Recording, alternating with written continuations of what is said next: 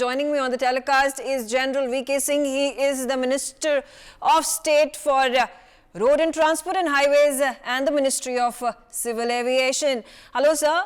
Welcome on the telecast. General Singh, the first question I do want to ask you about this tantalizing report that has been issued in the floor of the House with regards to the white paper. Now, there have been a number of charges that have been put up by the government of India against the UPA government of the last 10 years. What is it that the BJP is going to be doing? Has it already done enough to undo the quote-unquote wrongs and the dismal performance of the UPA in the 10 years that it ruled the country? See, this particular white paper is on the state of affairs and state of economy and how various things that happened in the government were before 2014. Before the BJP government led by, or the NDA government led by Honorable Narendra Modi ji came into being. And it lists out in detail how things were at that time, because unfortunately memories of people are very short. They want to criticize everything without looking at what they have done so far. They have done a lot of things which actually took the country down. Today, if the country is looking up, today if the country is progressing in a particular manner, it is all because all those anomalies have been sorted out and country has been put on even keel. So, unfortunately, what happens is when you, last 10 years, we have only heard people from UPA saying, oh, our time this was like this, our time it was like this. But I think now meticulously it has been put down in the white paper as to what wrongdoings took place. Right. You know, there have been a number of questions that have been raised by the opposition, particularly the Congress on the floor of the House and outside of it.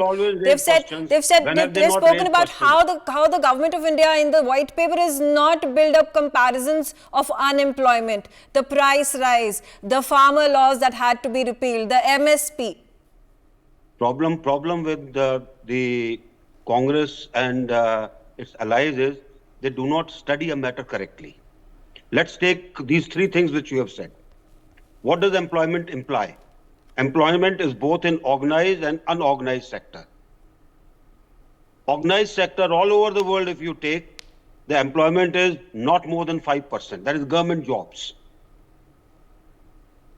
Where has Congress provided this type of employment, not even 5%? Can you provide to anybody? The whole country jobs in the government. What has the NDA government done in the last 10 years? You have created opportunities for people to go into the unorganized sector, which is the right way and is followed all over the world. Okay. So let's take the next issue, which you mentioned. I think the other two issues, can you just recount it for me, please? Yes, talking about price rise. Now, they've specifically spoken about the mustard oil prices, the oil prices, the LPG, rise in milk, and they've made a comparison, specific comparison before 2014 and up until 2024. I would like UPA to look into the price rise that took place during their time. Please compare things. Today, what is the value of rupee today? What was the value of rupee 20 years back? What was the value of rupee 30 years back?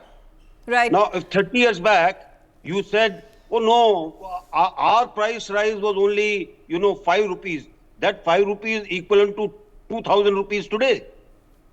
So what are we talking of? Okay, next. Okay. Also, talking about Dr. Swaminathan, who has been accorded with the highest civilian award. Right. There has also been... You're talking of MSP. you're talking of Yes, MSP no, and the I'm farmers. And particularly talking about these farmer protests that have once again reached the peripheries of Delhi, and that has also been one of the biggest contentions of the Congress in fighting the Lok Sabha elections, and their poll plank as well, attacking the government of India for repealing the farm laws. And yes, you spoke about MSP. Yes. Let me clarify a few things. Did Congress put into effect what Swaminathan ji had said? Answer is a flat no, in capitals, in font 100. Swaminathan's recommendations that the MSP should be more than 1.5 times of what you use for producing has been implemented in the last 10 years by Modi ji. So what are we talking of?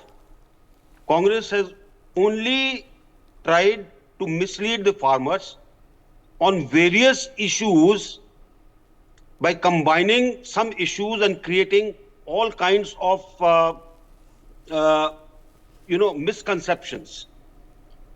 Okay. What does a farmer want? A farmer wants that he should get the right amount for his produce. There is a committee which is already looking into it about the MSP issue, whether it is going to be MSP, whether it is going to be reserve price, what exactly will suit us, right? MSP has been rising regularly, much more than what happened during UPA time. Many things have been done so that farmers' input becomes lesser. You have got nano DAP today. You don't have to stand in line for, for days together for getting urea. You had neem-coated urea. The black marketing of urea stopped. Many things have been done. And where has anybody applied his mind that everything should be scientific? The soil must be tested. The KVKs which came into effect must guide people correctly as to what is to be done. And then a farmer should be guided to grow those things which will make a difference. Okay. All right. I would also like to raise another point being pushed forth by the opposition, by the Congress, particularly in the black paper that they have issued, speaking about the direct benefit transfer under the Prime Minister Kisan Samman Yojana. And they've given the figures that the amount that at one point of time under Manrega used to be transferred to the accounts of the farmers was about 66,000 crore rupees. That amount has come down to about 60,000 crore rupees. I think they don't know what they're talking about. Manrega was not for farmers. Manrega was for manual work to be done, for which Manrega was paid in various areas.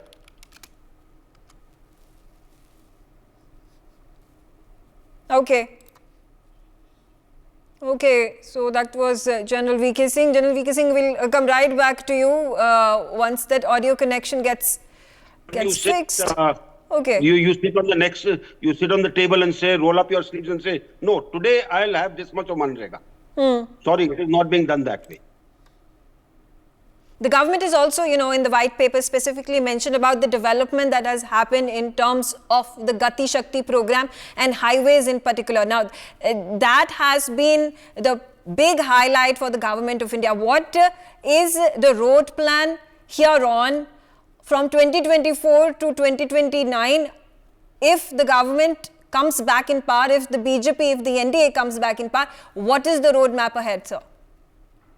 The roadmap is well made, and it was laid out, not now, it was laid out in 2014-15 when the Honorable Prime Minister said that what we need is connectivity which will ease economics, which will ease freight handling, which will ease travel, which will connect all districts, which will allow much faster movement of traffic, which will connect all the areas all along the border, and international connectivity. All this has been laid down, and we are going exactly as per that. You had Bharatmala, you had Parvatmala, you had the Sagarmala, you had the port connectivity, you had economic corridors. What is it that not is being done? Compare that to UPA's time. The roads used to take 10 to 15 years if they ever got completed.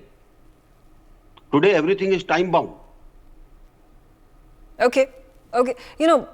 Talking about the country's growth rate, the GDP at this point of time, a very healthy rate that has been forecast by the international agency as well as the RBI at 6.8 and now potentially 7% as well.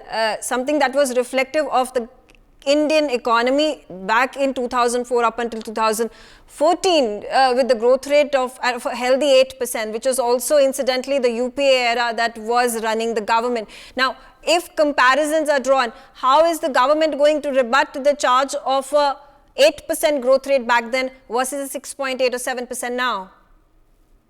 GDP growth depends on how you put the fundamentals in place and how do you deal with the fundamentals. And those fundamentals and the way you spend your budget give a fillip to the GDP and to the economy. In this particular budget, that is the interim budget that was passed, 11,111 lakh crore rupees have been kept as capex. And when you keep capex, it has a 4.5 times effect on economy. Look at how the growth will take place. This was not done. Okay. What was done during UPA time was bits and pieces. What assisted them? And I can point out n number of issues during UPA time.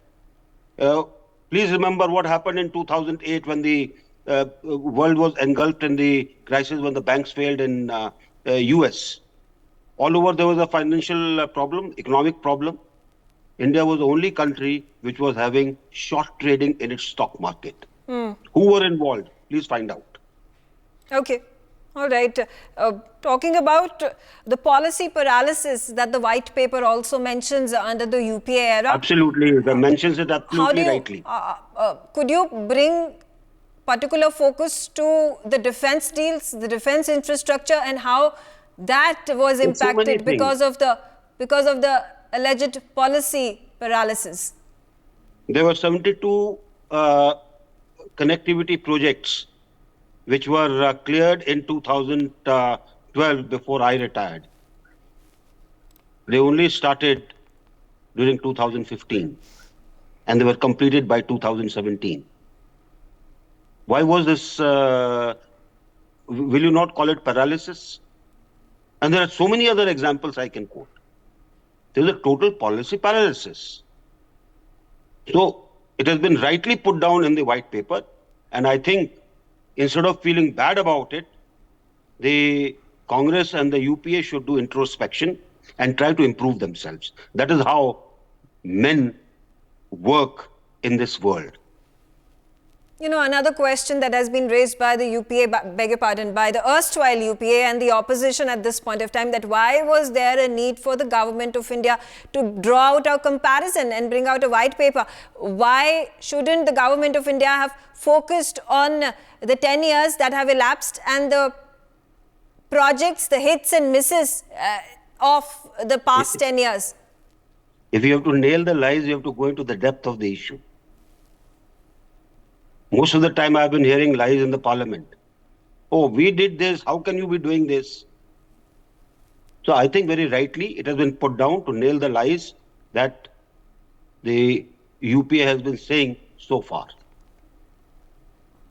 Okay, all right. So now when you see that there is an India bloc that has gained momentum, and you see Rahul Gandhi's Bharat Jodo Yatra, and then you also see a number of regional powers, whether it is in West Bengal or in Delhi or in Punjab, who seem to have a discord in terms of how they are alienated with the Congress in wanting to share the seats for the Lok Sabha election. How do you view this? How do you view this phenomenon? When the basic philosophy of doing things and looking at the world and looking at the affairs of the country does not match, discord will occur. And that is exactly what has happened. If the alliance has only come about to gain power, then it will break before that power is ever seen. And that is exactly what is going to happen, and that is what is happening. There is also a war between the BJP and the Aam Aadmi Party that is taking place in Punjab and Delhi right now. There have been Enforcement Directorate, the Delhi Police, you have the CBI who have been raiding Aam Aadmi Party officials, Aam Aadmi Party secretaries, even the leaders of Aam Aadmi Party are in prison right now. There was this latest fiasco of the mayoral polls in Chandigarh. The Supreme Court came out with a ruling saying that what the returning officer did was wrong. He was caught on camera, and the Aam Aadmi Party is calling it a witch hunt by the BJP, and BJP using the CBI and the Enforcement Directorate to target Aam Aadmi Party. In such a situation, does the BJP view Aam Aadmi Party as a bigger contender, as a bigger adversary than the Congress? No. I think BJP views Aam Aadmi Party as a party which habitually lies. If you look at this scam, the liquor scam, you had a policy, the state earned a certain amount of revenue. If that revenue with the new policy goes down and the private parties start benefiting, is this not a scam? Okay, all right. Right. Okay, all right. Thank you, General V.K. Singh, for joining me on the telecast, sharing your views on the matter. And we'll keep, of course, a close eye on all these big campaigns and attacks and charges that are going to be imposed now more repeatedly, more so often, by one party against the other and vice versa, because it is the poll season. For more such videos, subscribe to the NewsX YouTube channel, hit the bell icon.